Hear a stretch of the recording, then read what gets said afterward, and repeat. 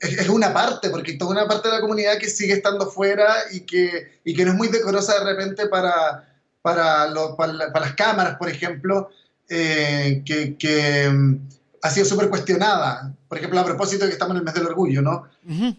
Hay minorías que de repente van quedando fuera, siento yo. ¿Y por qué crees que esas minorías quedan fuera y por qué productos como el que tú desarrollas con tu amigo Willow, la Sí. Willow, que también usted, y vamos a ir acerca del ítem de cómo lo expresan, que me parece súper interesante eh, la visión de la comunidad gay sobre cómo se comunica entre ellas con sus códigos. Em, Pueden darle visibilidad al proyecto, por eso aparece en los rankings de Spotify. Pero ¿tú crees que en sí todavía hay gente que esconde su condición debido al miedo que puede llegar a generar la injusticia o la violencia contra el colectivo? Sin duda, pues, hoy día Pablo Alborán salió del closet, por ejemplo. Sí, Y recién, ¿cachai? Una persona con caleta de éxito, que por cierto que también se comentaba un montón. Entonces, si hay gente que por sus pegas, que por una serie de cosas y por miedo, la expresión más terrible de la violencia es cuando esa represión viene de dentro tuyo. claro. Es súper fuerte cuando está afuera, pero cuando la tenías internalizada y tú crecí sintiéndote como erróneo, que no eres, que eres imperfecto de algún modo, que no eres merecedor de amor, de respeto, de cariño, es la expresión más profunda, yo creo, y dolorosa de la violencia, cuando la tenías hacia ti mismo. Entonces, ciertamente, en muchos medios bueno, la sociedad se ha abierto un poco a hablar más de estos temas, pero persiste eso, ¿cachai? Como el ejemplo de Pablo Alborán, que yo lo aplaudo a todo esto. Yo nunca lo he escuchado ni sé cuáles son sus canciones, pero probablemente ahora me resulta más interesante, ahora que salió de ahí, ¿no? Y está con nosotros. Sobre eso mismo, y entendiendo que tienes experiencia de guión y por supuesto consumiste mucha cultura pop, Uh -huh. lo notamos en tu vestimenta hoy, que está muy notable tu chaleco de, Ah, de de Charlie Charlie Brown. Brown. Eh, Creo que es interesante pensar cómo los medios reflejamos y estructuramos a la comunidad gay y por qué los podcasts se han permitido poder romper con eso, entre otras manifestaciones que son las digitales. Pero tradicional tiene problemas para poder dibujarlo. ¿Te acuerdas de alguna telenovela o algún producto cultural que tú decías, qué raro cómo muestran a mi comunidad? Es que yo, bueno, yo soy del sur, entonces a mí, por ejemplo, el término millennial me resulta confuso porque cuando creciste en un pueblo donde la televisión por cable llegó en el 2005, no sé si eres exactamente millennial, o estuviste jugando Atari cerca del 2000, evidentemente lleva ahí un desfase con lo que pasó en el resto del mundo. Entonces también mis referentes pop de ese momento, bueno, por cierto que algunos recogí por ahí, pero era mucha televisión nacional. Y siempre la representación del homosexual, de la lesbiana, para qué decir, porque no existía en la televisión nacional, era muy escasa. Claro, Tengo una anécdota. Una amiga mía ya. creía que no existían las lesbianas y ella era la única. Y de hecho, cuando recién como que pudo abrir su mente, fue descubrir a Ana Torroja, que ni siquiera es lesbiana, ¿cachai? Como como un modelo a seguir. Entonces, se te vuelve súper confuso, casi sin un Claro. marco de referencia. Es como todo pura exploración desde ahí.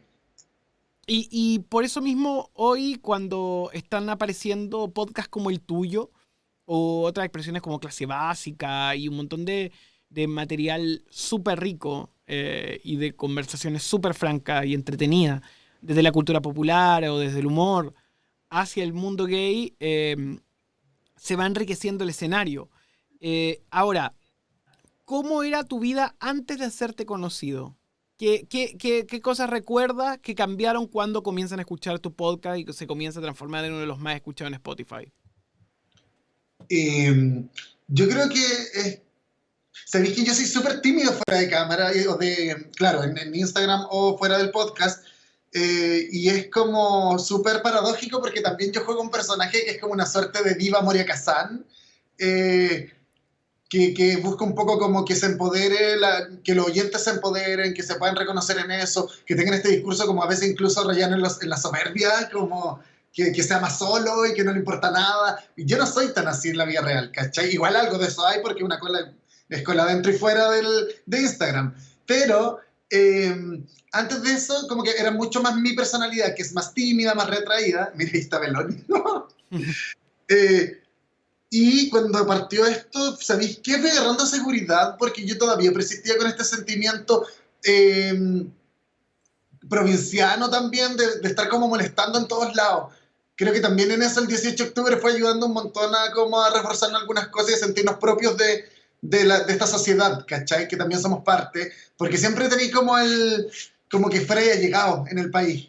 En Entonces ese creo que camino, eso cambió un montón con esta personalidad que fui desarrollando y el personaje, ok, sí. entonces, estuviste guionando, te fuiste atreviendo en redes sociales y de pronto cae el 18 de octubre y decides dar un salto, empezar a desarrollar más contenido, ¿no? Sí, claro, o sea, yo creo que empecé, o sea, bueno, yo siempre tuve un compromiso como político, si bien no como, con militancias oficiales, pero sí entendiendo que todo es político, que incluso lo personal, sobre Claro. todo en un gay, lo es. Eh, lo que hice fue empezar a tomar postura. Yo venía haciendo videos de como lo cotidiano y qué sé yo, y empecé a tomar posturas dentro de los videos y siempre desde entonces empezó a pasar que todo el contenido que yo creaba tenía una capa de humor y debajo una capa de opinión. Y se me empezó a hacer algo súper necesario que estuviera. Que no podía ser solo el ejercicio de hacer reír, que entre medio hay algunas cosas que son más melodramáticas, como una relación amorosa que tuve y que la expuse 100% en redes sociales. Fue de una falta de pudor también, oye, que ese video me lo recuerda. Eh, y sí, con el 18 de octubre empecé a desarrollar más material, pero creo que además en cuarentena fue cuando todo ese material que ya venía haciéndose se visibilizó. Claro. Porque nosotros empezamos a monitorearte y el fenómeno es notable. Empieza en 20.000, 30.000, 40.000. Hoy estás invitando a que la gente pueda apoyarte a través de las redes sociales y que incluso ponga uno que otro eh, Que se pongan, sí. pequeña dádiva. Pero tu podcast se ha vuelto un fenómeno y ya estás en los 150.000 seguidores. Entonces, Sí, casi. de pronto cambia tu vida porque comienzas a ser observado y también te piden, cuando tú empiezas a ser visible, otros compromisos como influencer, ¿no? Sí, es incómodo igual porque, no, cacha, igual la gente tiende como a querer tener ídolos y que uno esté en un pedestal y de repente uno es una más nomás, ¿cachai? De repente es entretenido. Es curioso porque yo creo que también es una dinámica que se hereda de la televisión, de tener figuras distantes y como arriba de pilares, Claro, mientras que Internet habría de ser más horizontal, pero mire que lo terminamos transformando en más o menos lo mismo, es en verdad. exigirle como estándares. Ahora, a mí me parece que la ética cibernética es re importante, pero de repente hay otros estándares como de vida, de belleza, vestuario, de poder adquisitivo que la gente espera que uno tenga y de repente, hija, que yo ahora estoy viviendo de lo que me dan ahí en la propina del Instagram casi, ¿cachai? Porque también la pega audiovisual está re lento.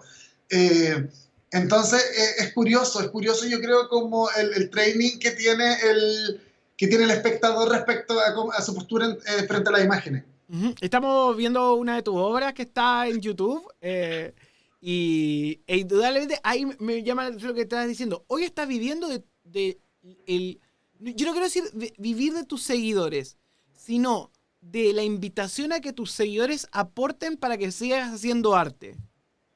Sí, no únicamente, o sea, de los aportes voluntarios, sino que también canjes, publicidad y otros, ¿cachai?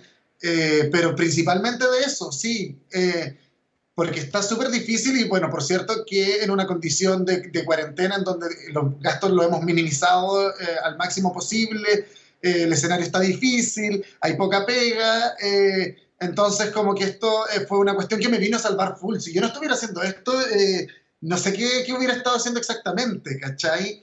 Eh, Porque igual hay que decirlo que a menudo el mundo del arte en Chile es bien ingrato, ¿ah?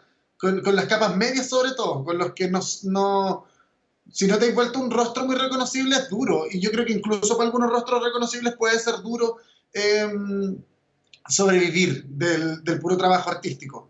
Ujú. Para que alguien no haya visto tu trabajo, ¿cómo lo definirías? ¿Cuáles son?